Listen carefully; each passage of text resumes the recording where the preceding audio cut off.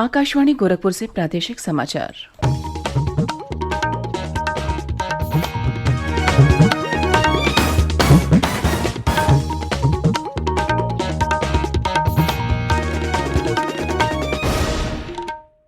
नमस्कार, प्रादेशिक समाचार के साथ मैं शिवानी अरोरा। पहले मुख्य समाचार। वित्त मंत्री सुरेश खन्ना आज विधानसभा में वित्तीय वर्ष 2021-22 के लिए पेश करेंगे प्रदेश का बजट। मुख्यमंत्री योगी आदित्यनाथ ने राज्य में जेई टीकाकरण अभियान और सघन मिशन इंद्रधनुष के तीसरे चरण का किया शुभारंभ। प्रदेश की नहरों पर निर्मित 25,000 से अधिक पुल और पुलियों के जीर्णोद्धार और नव निर्माण का महाअभियान हुआ शुरू। और देश में अब तक 1,10,00,000 से अधिक लोगों का किया गया कोविड टीकाकरण।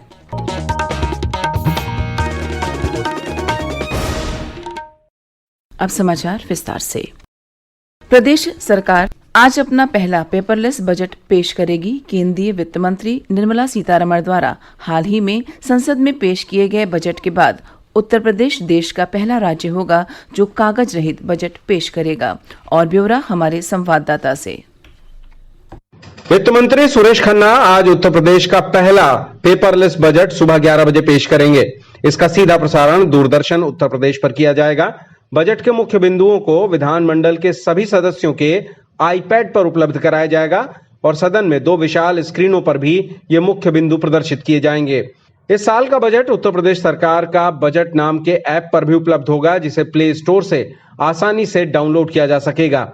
इसके साथ ही सदन में वित्त मंत्री द्वारा पेश किए जाने के तुरंत बाद बजट आम लोगों के लिए इंटरनेट पर उपलब्ध हो जाएगा। इस बार बजट का आकार पिछले साल के 5,12,000 करोड़ रुपए से अधिक होने का अनुमान है। सुशील चंद्र तिवारी, आकाशवाणी समाचार, लखनऊ। मुख्यमंत्री योगी आदित्यनाथ ने कल लखनऊ में अपने आवास पर जेई टीकाकरण अभियान तथा सघन मिशन इंद्रधनुष के तृतीय चरण का शुभारंभ किया। उन्होंने इस अवसर पर ई कवच मोबाइल एप्लीकेशन भी लॉन्च किया। इस मौके पर आयोजित कार्यक्रम को संबोधित करते हुए मुख्यमंत्री ने कहा कि लोगों को विभिन्न बीमारियों से बचाने तथा उपचार के लिए अनेक योजनाएं संचालित की जा रही हैं। उन्होंने कहा कि पिछले 4 वर्षों में प्रदेश सरकार द्वारा अंतर विभागीय समन्वय के माध्यम से एन्सेफेलाइटिस पर प्रभावी नियंत्रण किया गया है। उन्होंने कहा कि इस बीमारी से राज्य में विशेषकर पूर्वी उत्तर प्रदेश में प्रतिवर्ष बड़ी संख्या में बच्चों की मृत्यु हो जाती थी। मुख्यमंत्री ने कहा कि वर्ष 2017 में प्रदेश में भाजपा की सरकार बनने के बाद विशेष अभियान चलाकर जापानी इंसेफेलाइटिस और एक्यूट इंसेफेलाइटिस पर नियंत्रण के प्रयास किए गए। इसके फलस्वरूप इस बीमारी पर 75% से अधिक तथा इससे होने वाली मृत्यु पर 95% तक नियंत्रण किया गया। मुख्यमंत्री ने कहा कि गर्भवती महिलाओं और नवजात शिशुओं के समय से टीकाकरण से विभिन्न बीमारियों से बचाव संभव है। इससे शिशु और मातृ मृत्यु दर में कमी लाई जा सकती है। इस संबंध में व्यापक जागरूकता आवश्यक है। उन्होंने कहा कि ई कवच मोबाइल ऐप के माध्यम से जेई टीकाकरण से छूटे बच्चों को चिन्हित कर टीकाकरण करने में मदद मिलेगी। मुख्यमंत्री ने स्वास्थ्य के क्षेत्र में आत्मनिर्भरता की आवश्यकता पर बल देते हुए कहा कि स्वास्थ्य सेवाओं को सुदृढ़ बनाने के लिए टेलीमेडिसिन तथा टेली कंसल्टेशन का भी उपयोग किया जाए। कार्यक्रम को संबोधित करते हुए स्वास्थ्य मंत्री जय प्रताप सिंह ने कहा कि खुशहाल परिवार दिवस के अवसर पर प्रत्येक माह की 21 तारीख को नव दंपतियों को उनके स्वास्थ्य और जीवन के प्रति जागरूक किया जाता है।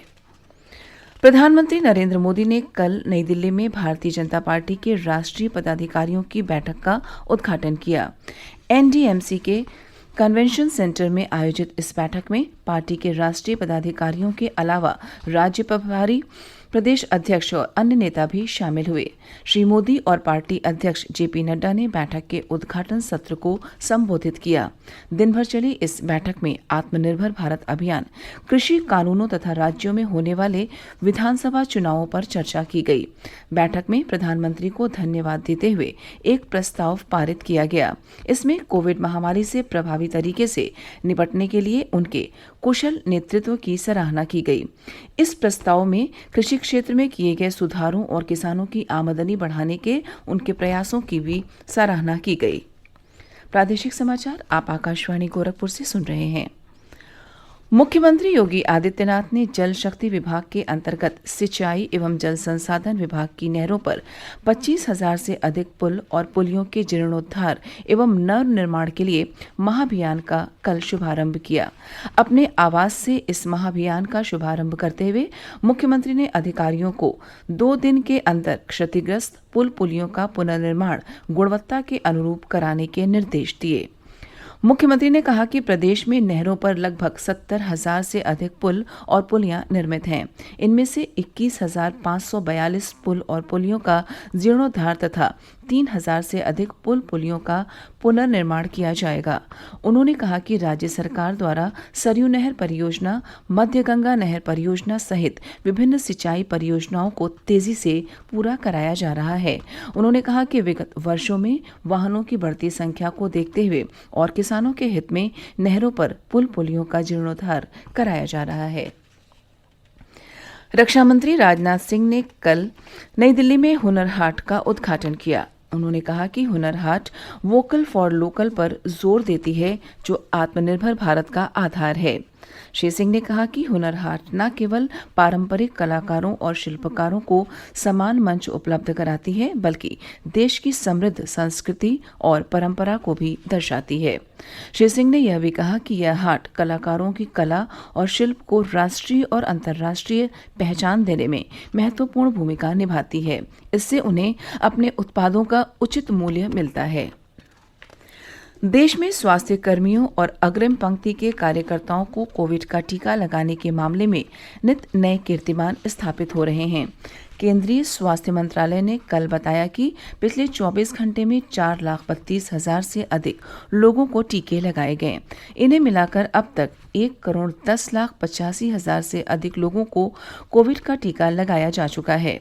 देश में कोविड से ठीक होने वालों की दर 97.25 है।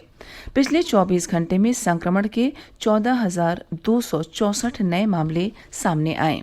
इस समय मरीजों की संख्या लगभग 1,45,000 है, जो कुल मरीजों का 1.32% है। स्वास्थ्य मंत्रालय ने बताया कि कल हुई 90 मौतों को मिलाकर अब तक 1,56,302 लोग इस महामारी का शिकार हो चुके हैं। प्रधानमंत्री नरेंद्र मोदी इस महीने की 28 तारीख को आकाशवाणी पर मन की बात कार्यक्रम की 74वीं कड़ी में देश और विदेश के लोगों के साथ अपने विचार साझा करेंगे। एक ट्वीट में श्री मोदी ने लोगों से इसके लिए प्रेरक घटनाक्रमों को साझा करने का आग्रह किया। जनवरी में मन की बात कार्यक्रम में कला, संस्कृति, पर्यटन और कृषि नवाचार से लेकर विविध विषयों पर प्रकाश डाला था। लोग नमो ऐप या MyGov ओपन फोरम पर अपने विचार साझा कर सकते हैं। प्रदेश सरकार पंजीकृत निर्माण श्रमिकों के बच्चों और अनाथ बच्चों को गुणवत्तापूर्ण तथा निःशुल्क शिक्षा, आवास एवं भोजन उपलब्ध कराने के लिए प्रत्येक मंडल में अटल आवासीय विद्यालय की स्थापना कर रही है। राज्य के श्रम एवं सेवायोजन मंत्री स्वामी प्रसाद मौर्य ने यह जानकारी देते हुए बताया कि इन विद्यालयों को नवोदय विद्यालय की तर्ज पर विकसित किया जाएगा तथा यहाँ CBSE पैटर्न पर बच्चों को शिक्षा दी जाएगी। उन्होंने बताया कि इन विद्यालयों में कक्षा 6 से कक्षा 12 तक की निःशुल्क आवासीय शिक्षा प्रदान की जाएगी। प्रत्येक विद्यालय में रहने, खाने एवं पढ़ाई के साथ साथ खेलकूद की व्यवस्था की जाएगी। इन विद्यालयों का निर्माण 12 से 15 एकड़ भूमि पर कराया जाएगा तथा विद्यालयों का संचालन श्रम विभाग द्वारा किया जाएगा। प्रदेश सरकार ने राज्य के गरीब और असहाय दिव्यांग व्यक्तियों की शल्य चिकित्सा के लिए 2 करोड़ रुपए से अधिक की वित्तीय स्वीकृति मंजूर की है। इस संबंध में दिव्यांगजन सशक्तिकरण विभाग द्वारा जारी शासनादेश के अनुसार दिव्यांगजनों की दिव्यांगता निवारण के लिए शल्य चिकित्सा अनुदान योजना के अंतर्गत यह सहायता राशि स्वीकृत की गई है। योजना का लाभ पाने के लिए जिला दिव्यांग कल्याण अधिकारी कार्यालय तथा निदेशालय से आवेदन पत्र प्राप्त किया जा सकता है। आवेदन पत्र का प्रारूप विभाग की वेबसाइट पर भी उपलब्ध है। और अंत में इस बुलेटिन के मुख्य समाचार एक बार फिर। वित्त मंत्री सुरेश खन्ना आज विधानसभा में वित्तीय वर्ष 2021-22 के लिए पेश करेंगे प्रदेश का बजट। मुख्यमंत्री योगी आदित्यनाथ ने राज्य में जेई टीकाकरण अभियान और सघन मिशन इंद्रधनुष के तीसरे चरण का किया शुभारंभ। प्रदेश की नहरों पर निर्मित 25,000 से अधिक पुल और पुलियों के जीर्णोद्धार और नवनिर्माण का महाअभियान हुआ शुरू और देश में अब तक 1,10,00,000 से अधिक लोगों का किया गया कोविड टीकाकरण। इसी के साथ प्रादेशिक समाचार समाप्त हुए। नमस्कार।